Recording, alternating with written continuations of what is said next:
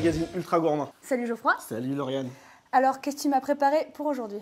Alors, on va faire des ravioles gyoza. C'est des petites ravioles japonaises avec de la crevette et plein d'autres ingrédients, mais ça, je vais te laisser découvrir.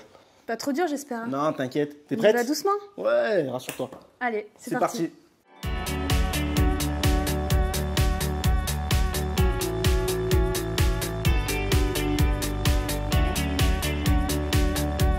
On va démarrer par un truc super simple, c'est la pâte.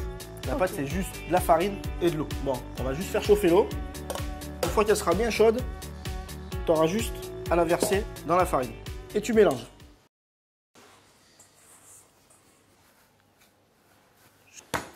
Allez, on met ça à reposer et on passe à la suite. On va devoir décortiquer les crevettes. Je sais que tu adores ça. J'adore. On va les hacher un peu au couteau. Allez, on met tout ça là-dedans. Le poireau, on l'a émincé. Ce que tu vas faire, c'est que tu vas verser tout le poireau dans les crevettes. Tu vas mélanger. Moi, ce que je vais faire, c'est que je vais rajouter de la sauce soja, de l'huile de sésame, on va rajouter du gingembre et du miel. Donc là, tu mélanges bien et on va rajouter juste un peu de farine pour lier tout ça.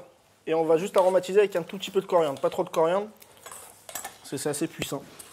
Allez, hop. Tu mélanges bien tout ça. Allez. Et c'est terminé pour la farce. On va s'attaquer à la pâte pour façonner nos ravioles.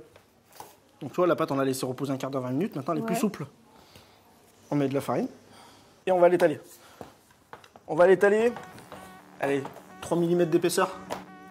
Clac. On va se servir d'un ustensile qui s'appelle le dumping cube. Connais pas. Connais pas. Vas-y, explique. En fait, ça va nous permettre de faire nos ravioles directement dedans.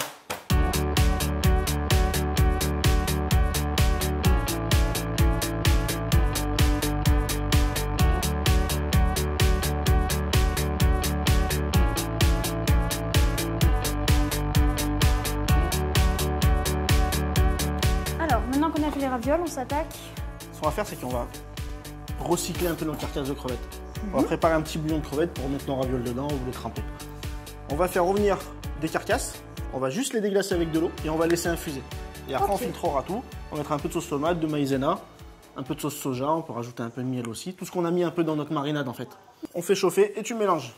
Au bout d'un moment, ça va épaissir. Bon, bah là, on est bon, on a de la texture, on a une texture qui est nappante. Notre sauce, elle est prête. Il ne nous reste plus qu'une chose, cuire nos ravioles. On ne va pas les cuire à l'eau comme on fait d'habitude. Ça fait, c'est on va devoir les griller. Pour les griller, on met pas mal d'huile. On fait bien chauffer la poêle et on va déposer nos ravioles dessus.